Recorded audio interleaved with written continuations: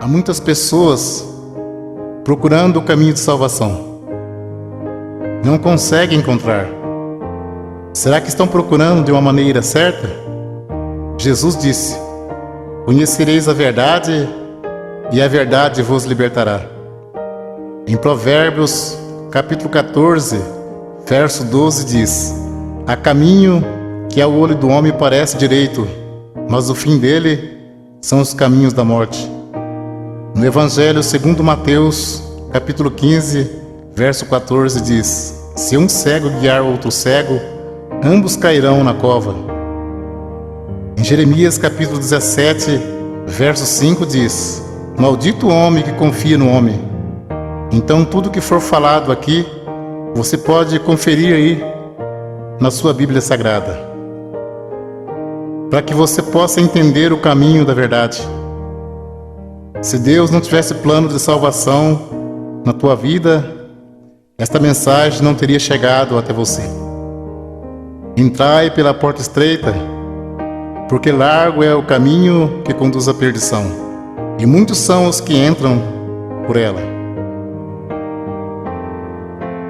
O apóstolo Paulo escreveu: se o julgamento começa por nós, qual será o fim daqueles que são desobedientes ao Evangelho de Deus? Se alguém não valorizar a palavra de Deus, com certeza dirá naquele dia: eu pensei que todos os caminhos levassem a Deus. O apóstolo Paulo escreveu aos Gálatas, capítulo 1, versos 6, 7, 8 e 9: maravilho-me de que tão depressa passeis daquele que vos chamou a graça de Cristo para outro evangelho, o qual não é outro. Mas há alguns que vos inquietam e querem transtornar o evangelho de Cristo. Mas ainda que nós mesmos, ou um anjo do céu, vos anunciar outro evangelho além do que está escrito, seja anátema. Assim como já vos dissemos, agora de novo vos digo: se alguém vos anunciar outro evangelho além do que já recebeste, seja anátema. Jesus Cristo disse: eu sou o caminho, a verdade e a vida. Ninguém vem ao Pai senão por mim.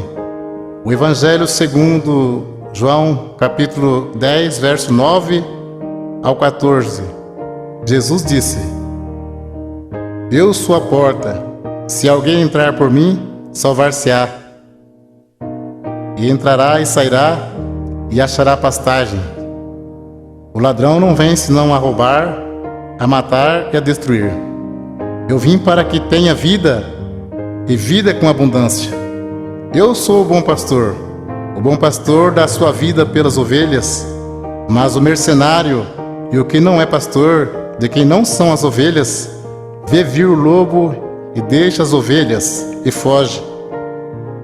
E o lobo as arrebata e dispersa.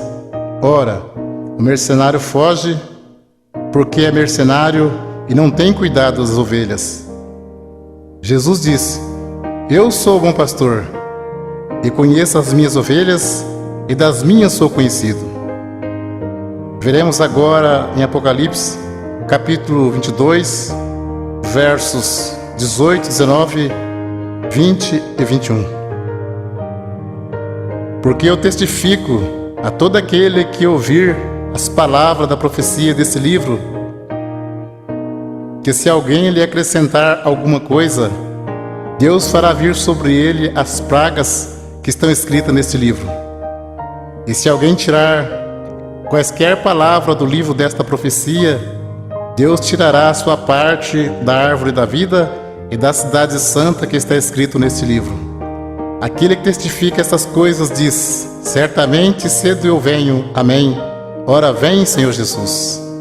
A graça de nosso Senhor Jesus Cristo seja com todos vós. Amém. Segunda Epístola, João, capítulo 1, verso 10 e 11.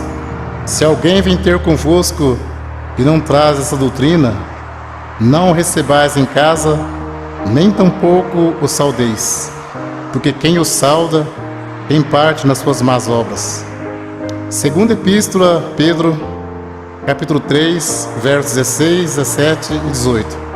Falando disso, como em todas as suas epístolas, entre as quais há ponto difícil de entender, que os indoutos em constante torcem igualmente as outras escrituras para a sua própria perdição. Vós, portanto, amados, sabendo isto de antemão, guardai-vos de que, pelo engano dos homens abomináveis, sejais juntamente arrebatados, e descaiais da vossa firmeza. Antes crescei na graça e conhecimento de nosso Senhor e Salvador Jesus Cristo. A Ele seja dada a glória, assim agora, como no dia da eternidade. Amém. Segunda Epístola a Pedro, capítulo 1, verso 20 e 21. Sabendo primeiramente isto, que nenhuma profecia da Escritura é de particular interpretação, porque a profecia nunca foi produzida por vontade de homem algum, mas os homens santos de Deus falaram inspirado pelo Espírito Santo.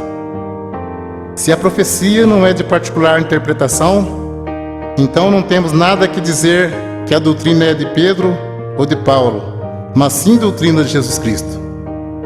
Para termos a salvação, precisamos ter compromisso com a palavra de Deus.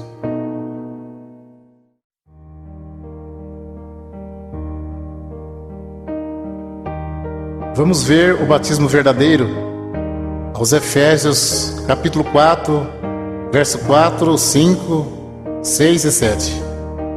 Há um só corpo e um só Espírito, como também foste chamados em uma só esperança da vossa vocação. Um só Senhor, uma só fé, um só batismo, um só Deus e Pai de todos, o qual é sobre todos e para todos e em todos. Mas a graça foi dada a cada um de nós, segundo a medida do dom de Cristo. Batismo tem muitos, mas de acordo com a Bíblia, é só um. Vamos ver qual é o verdadeiro. Segundo Marcos, capítulo 16, verso 15, 16 e 17. Jesus disse: Ide por todo o mundo, pregai o Evangelho a toda criatura. Quem crer e for batizado será salvo, mas quem não crer será condenado. E estes sinais seguirão aos que crerem em meu nome. Expulsarão os demônios, falarão novas línguas, pegarão nas serpentes, e se beberem alguma coisa mortífera, não lhes fará dano algum. E porão as mãos sobre os enfermos e os curarão. Ora, o Senhor, depois de lhes ter falado, foi recebido no céu e assentou-se à direita de Deus. E eles, tendo partido, pregaram por todas as partes, cooperando com eles o Senhor e confirmando a palavra com sinais que se seguiram. Amém. Evangelho segundo João, capítulo 3, verso 3 ao 7. Jesus respondeu e disse-lhe: na verdade te digo, que aquele que não nascer de novo, não pode ver o reino de Deus. Disse-lhe Nicodemos: como pode um homem nascer sendo velho? Porventura pode tornar a entrar no ventre de sua mãe e nascer? Jesus respondeu: na verdade te digo, que aquele que não nascer da água e do Espírito não pode entrar no reino de Deus. O que é nascido da carne é carne, e o que é nascido do Espírito é Espírito. Não te maravilhes de ter dito: necessário vos é nascer de novo. O novo nascimento e a regeneração só se recebe pela fé em Jesus Cristo, que pelo nosso pecado foi entregue e ressuscitou para nossa justificação. Vamos ler agora quais palavras faladas no batismo, de acordo com a palavra de Deus. Atos dos Apóstolos, capítulo 2, versos 37, 38 e 39. As primeiras conversões. E ouvindo eles isto, compungiram-se em seus corações E perguntaram a Pedro e aos demais apóstolos: que faremos, varões irmãos? E disse-lhe Pedro: arrependei-vos, e cada um de vós seja batizado em nome de Jesus Cristo para perdão dos pecados, e recebereis o dom do Espírito Santo. Aos Colossenses, capítulo 3, verso 17: e quando fizerdes por palavras ou por obras, fazei tudo em nome do Senhor Jesus, dando por ele graças a Deus Pai. Continua o assunto do batismo. Evangelho segundo Mateus, capítulo 28, versos 16, 17, 18, 19 e 20. E os 11 discípulos partiram para a Galiléia, para o monte que Jesus lhe tinha designado. E quando o viram, o adoraram, mas alguns duvidaram. Disse Jesus: portanto, ide, ensinai todas as nações, batizando-as em nome do Pai, do Filho e do Espírito Santo, ensinando a guardar todas as coisas que eu vos tenho mandado. E eis que estou convosco todos os dias, até a consumação dos séculos. Amém. Então, conforme vemos, as palavras faladas no batismo de imersão nas águas é: em nome de Jesus Cristo te batismo, e em nome do Pai, do Filho e do Espírito Santo. Como se sauda o povo de Deus quando se encontra ou se despede? Aos Colossenses, capítulo 3, verso 15: e a paz de Deus, para a qual também foste chamados em um corpo, domine em vossos corações e sede agradecidos.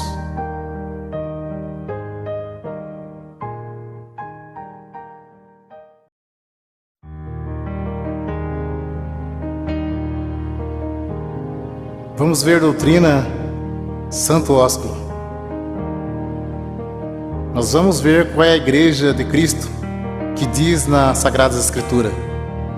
Aos Romanos, capítulo 16, versos 16, 17 e 18: saudai-vos uns aos outros com santo ósculo. As igrejas de Cristo vos saúdam. E rogo-vos, irmãos, que noteis os que promovem dissensões e escândalo contra a doutrina que aprendeste. Desviai-vos deles, porque os tais não servem a nosso Senhor Jesus Cristo, mas ao seu ventre, e com suaves palavras e lisonjas enganam os corações dos simples. Também em primeira epístola a Pedro, capítulo 5, verso 14: saudai-vos uns aos outros com o ósculo de caridade. Paz seja com todos, vós que estáis em Cristo Jesus. Amém. Vamos ver agora a doutrina do véu. Primeiro aos Coríntios, capítulo 11: e louvo-vos, irmãos, porque em tudo vos lembrais de mim, e retende os preceitos como vou-lo entreguei. Mas quero que saibas que Cristo é a cabeça de todo varão, e o varão a cabeça da mulher, e Deus a cabeça de Cristo. Todo homem que ora ou profetiza, tendo a cabeça coberta, desonra sua própria cabeça, mas toda mulher que ora ou profetiza com a cabeça descoberta, desonra sua própria cabeça, porque é como se estivesse rapada. Portanto, se a mulher não se cobre com o véu, tosquie-se também. Mas se para a mulher é coisa indecente tosquear-se ou rapar-se, que põe o véu. O varão, pois, não deve cobrir a cabeça, porque é a imagem e glória de Deus, mas a mulher é a glória do varão. Porque o varão não provém da mulher, mas a mulher do varão. Porque também o varão não foi criado por causa da mulher, mas a mulher por causa do varão. Portanto, a mulher deve ter sobre a cabeça sinal de poderio por causa dos anjos. Todavia, nem o varão é sem a mulher, nem a mulher sem o varão no Senhor. Porque como a mulher provém do varão, assim também o varão provém da mulher. Mas tudo vem de Deus. Julgai entre vós mesmo. É decente que a mulher ore a Deus descoberta? Ou não vos ensina mesmo a natureza que é desonra para o varão ter cabelos crescidos? Mas ter a mulher cabelos crescidos lhe é honroso, porque o cabelo lhe foi dado em lugar de véu. Mas se alguém quiser ser contencioso, nós não temos tal costume, nem as igrejas de Deus. Até o texto diz como as mulheres devem se apresentar-se na igreja. Então é bem claro, ter a mulher cabelos crescidos lhe é honroso, porque o cabelo foi dado em lugar de véu. Então, se o cabelo é dado em lugar de véu, não pode cortar nem tosquear. Mas se para a mulher é coisa indecente tosquear-se ou rapar, que põe o véu. Se tivesse escrito somente do cabelo, não mandaria pôr, porque o cabelo já está no lugar. Uma cortina você põe e tira. O véu a mulher põe e tira. Uma pergunta: julgai entre vós mesmo. É decente que a mulher ore a Deus descoberta? Não. Para você entender mais fácil, aqui fala de 2 mandamentos.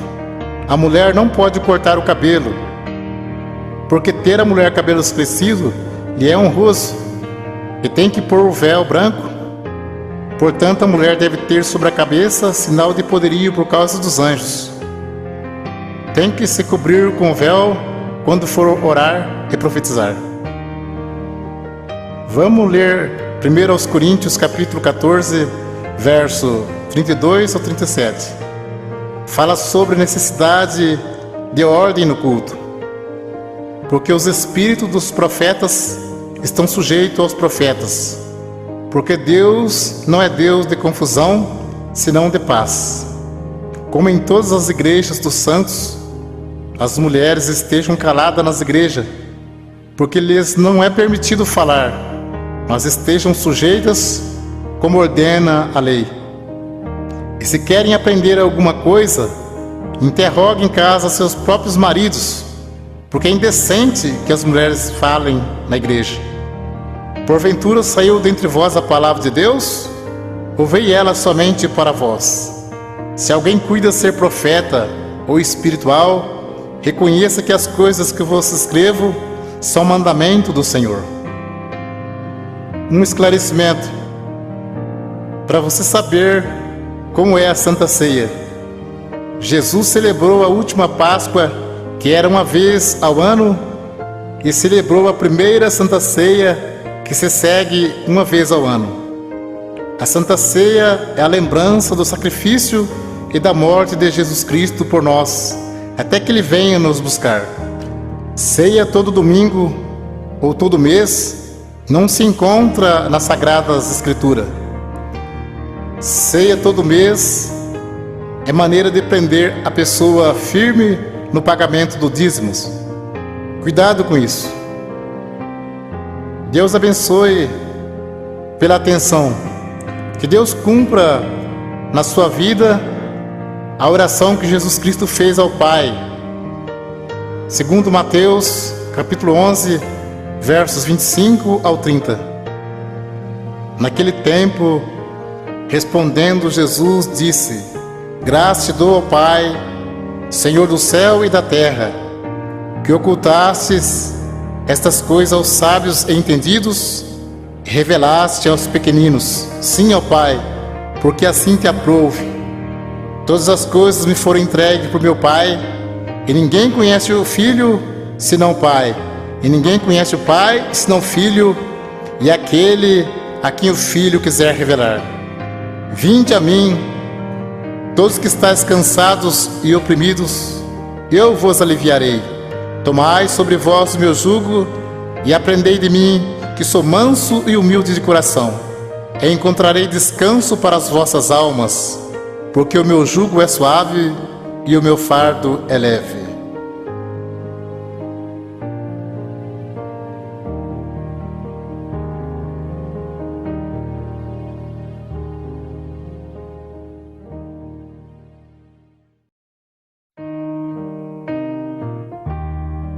O assunto agora é sobre dízimos. Velho Testamento, Malaquias, capítulo 3, versos 8 e 10. Roubará o homem a Deus? Todavia vós me roubais e dizeis: em que te roubamos? Os dízimos e nas ofertas alçadas. Trazei todos os dízimos à casa do tesouro, para que haja mantimento na minha casa. E depois fazer prova de mim, diz o Senhor dos Exércitos, se eu não vos abrir as janelas do céu e não derramar sobre vós uma benção tal, que dela vos advenha a maior abastança. Alguém levava um animal perfeito e o sacerdote negociava o animal perfeito e sacrificava um animal imperfeito no lugar. Nisso que eles estavam roubando a Deus. Digo sempre, Deus não usa dinheiro. Coleta é para o próprio bem do povo de Deus. Se Deus não abrisse as janelas do céu e não mandasse chuva, a terra não produzia alimento. As tribos de Israel receberam herança, menos a tribo sacerdotal, que era a tribo dos levitas. Eles não receberam herança. Então eles recebiam parte do dízimos para se manter. Por isso que dizia, trazer os dízimos para que haja mantimento na casa do tesouro. Não se tratava de dinheiro, mas de mantimento. Não há mais casa do tesouro.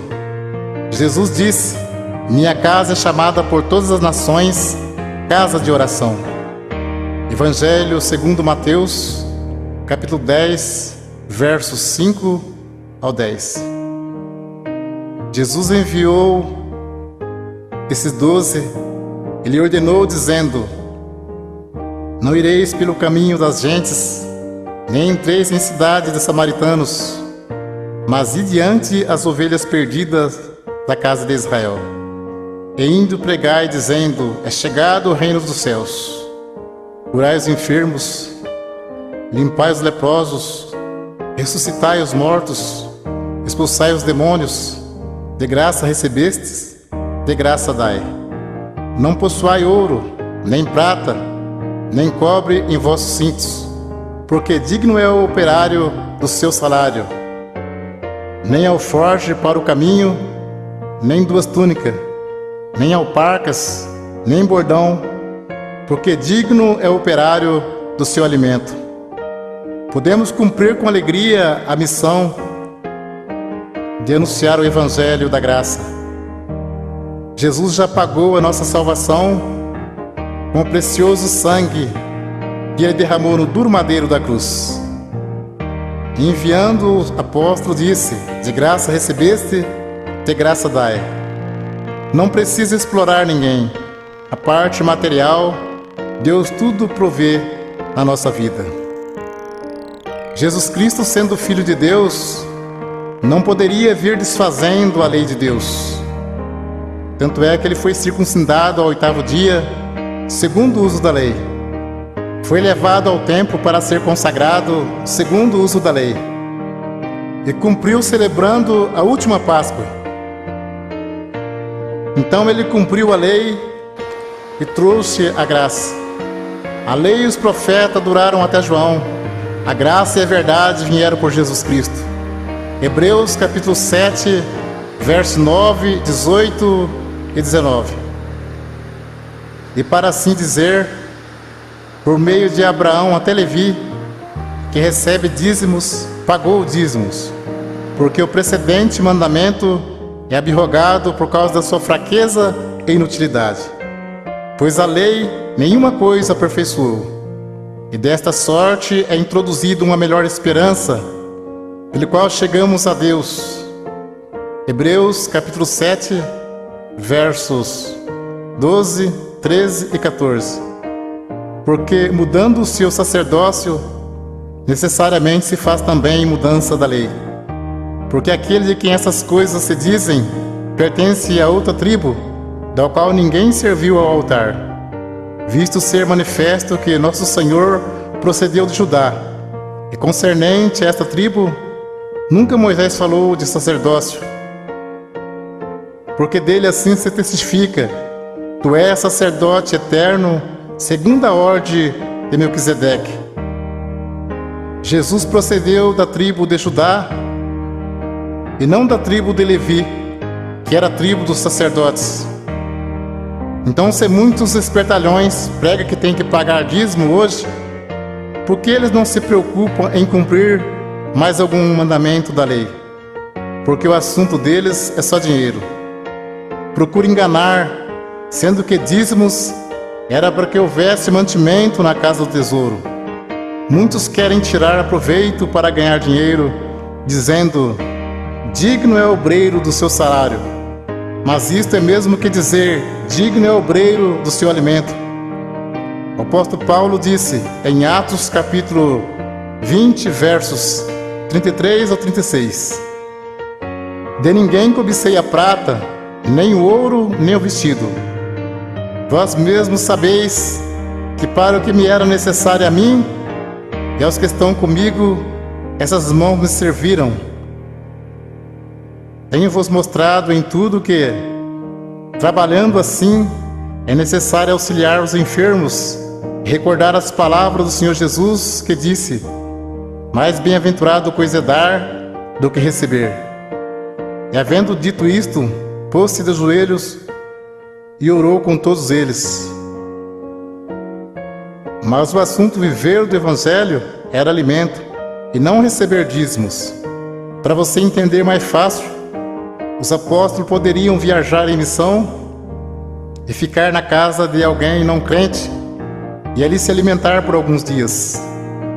E como Deus estava chamando também pessoas pobres, em vez dos apóstolos pedir dinheiro aos novos convertidos, eles os ajudavam. Vamos ler aos Romanos capítulo 15, versos 26 e 27. Porque pareceu bem a Macedônia e a Acaia fazerem uma coleta para os pobres dentre os santos que estão em Jerusalém. Isso lhe pareceu bem, como devedores que são para com eles, porque se os gentios foram participantes dos bens espirituais, devem também ministrar os temporais. Confira esse assunto com atenção. Paulo disse em 1 Coríntios, capítulo 9, verso 12 ao 14 e 15 ao 18. Se outros participam deste poder sobre vós, por que não mais justamente nós? Mas nós não usamos desse direito, antes suportamos tudo para não pormos impedimento algum ao Evangelho de Cristo. Não sabeis vós que os que administram o que é sagrado comem do que é do templo, e que os que de contínuo estão junto ao altar participam do altar? Assim ordenou também o Senhor aos que anunciam o Evangelho que vivam do Evangelho. Mas eu de nenhuma destas coisas usei, e não escrevi isso para que assim se faça comigo, porque melhor me fora morrer do que alguém fazer vã esta minha glória. Porque se anuncio o Evangelho, não tenho do que me gloriar, pois me é imposta esta obrigação. E ai de mim se não anunciar o Evangelho. E por isso, se eu faço de boa mente, terei prêmio. Mas se de má vontade, apenas uma dispensação me é confiada. Logo, que prêmio tenho que, evangelizando, proponha de graça o Evangelho de Jesus Cristo, para não abusar do meu poder no Evangelho. E Paulo disse: outras igrejas despojei, deixando de receber salário, para vos anunciar de graça o Evangelho de Jesus Cristo.